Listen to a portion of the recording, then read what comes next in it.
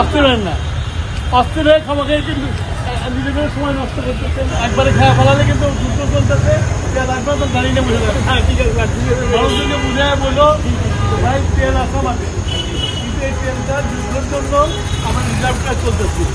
একবারে বন্ধ করে দিন তো আপনি তেলই পাবেন না, ওই নষ্ট করবেন তাই তো আপনি যদি চলেন এটি কম পাবেন।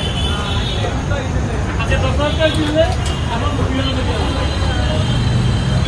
দেখতে পাবেন। মালিক কই?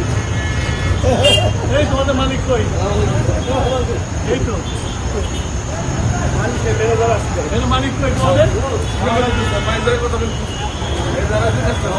তোমরা কি বেচতেছো? অক্টেন কোম্পানি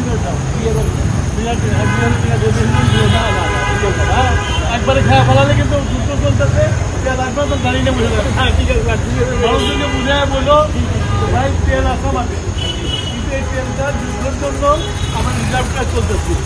একবারে বন্ধ করে দিন তো আপনি তেলই পাবেন না, যখন শেষ করে দিয়ে ফেলান তাতে খাইতে পারবেন না। লিমিটেশন পরিমাণ এখন আমরা যেখানে তেল হয় সেই জন্য বন্ধ হয়ে গেছে। সেই যুদ্ধ অবস্থাতে সবাইকে বোঝাবে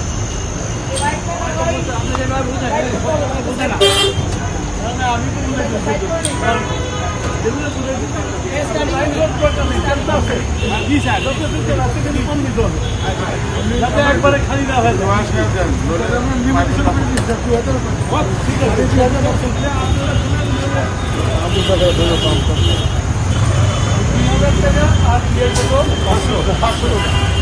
আবার ওই যে একবারে নিয়ে যাবে সব ক্ষেত্রে আমার 15 দিনের রিজার্ভ ছিল, ওটা এত বেশি আমার 5 দিন হয়ে গেছে। ইন্ডিয়াকে 30 ডেজ ওয়েভার দিচ্ছে ইউএসএ, মানে যাতে রাশিয়ান তেল কিনতে পারে। আমাদের গভর্নমেন্ট একটু ইয়ে করুন যে বিভিন্ন সোর্স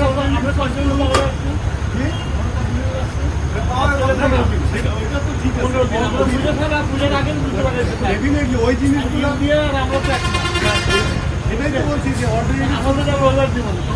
স্যার বলছে অলরেডি তেল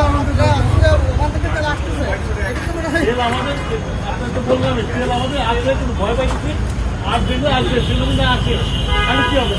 সেই জন্য সাশ্রয় পাবে আপনার।